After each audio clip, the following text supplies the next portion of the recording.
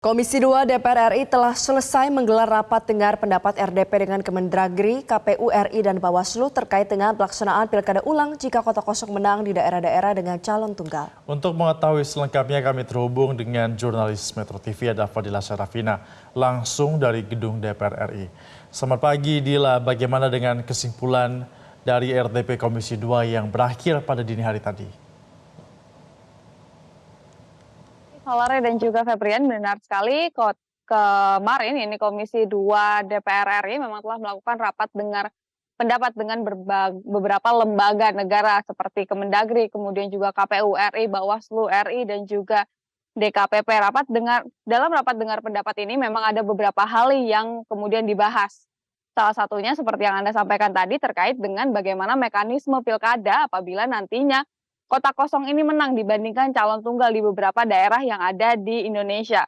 Nah, melalui rapat ini ada beberapa kesimpulan yang kemudian diambil oleh Komisi 2 DPR RI maupun juga pemerintah.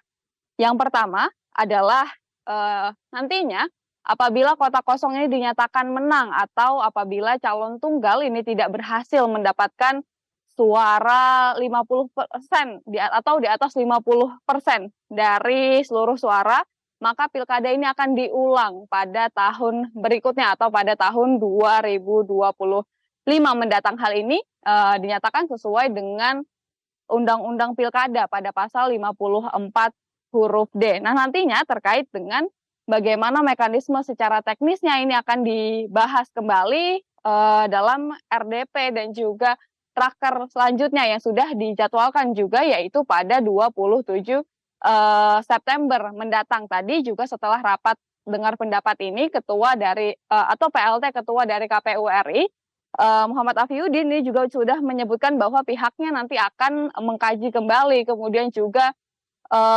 merumuskan terkait dengan bagaimana nantinya teknis dari pilkada ulang apabila memang calon tunggal ini dikalahkan oleh kota kosong dalam pilkada serentak 2024 mendatang.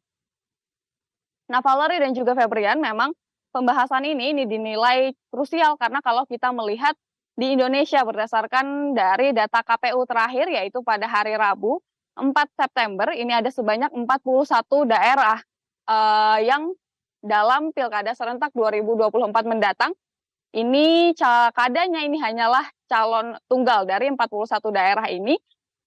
Satu diantaranya ini adalah daerah provinsi, 35 diantaranya ini adalah daerah kabupaten, dan 5 diantaranya ini adalah daerah kota.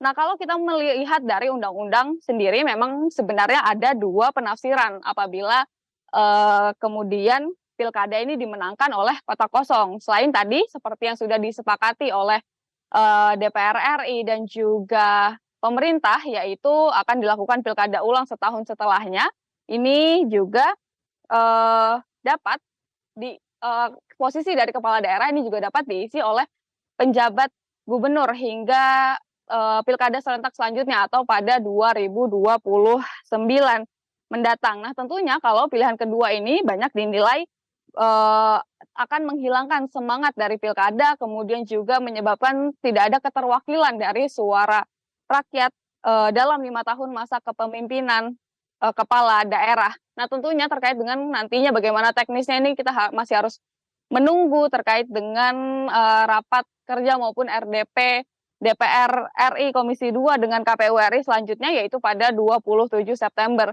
mendatang. Nah, Febrian dan juga Valerie, dapat saya sampaikan juga tadi dalam rapat dengar pendapat ini, selain dibahas terkait dengan pelaksanaan pilkada ulang apabila nantinya calon tunggal yang dinyatakan kalah dari kota kosong, ini juga dibahas terkait dengan pagu anggaran dari KPU RI pada tahun 2025 mendatang. Nah, tadi sudah disetujui bahwa pagu anggaran dari KPU RI ini adalah sebesar 3,62 triliun rupiah. Tadi juga dibahas ada beberapa alokasi anggaran dari KPU yang menjadi garis bawah dari Komisi 2 DPR RI yang ditolak. Ini salah satunya adalah permintaan atau alokasi dana dari KPU untuk membuat sekolah pemilu di tahun 2025 ini tadi ditolak oleh Komisi 2 DPR RI yang menyatakan bahwa ini tidak efisien dari anggaran yang telah diberikan kepada KPU RI dalam tahun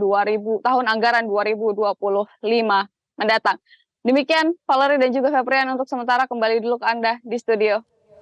Baik, terima kasih atas informasi Anda jurnalis Metro TV Fadila Syarafina. Selamat kembali beraktivitas.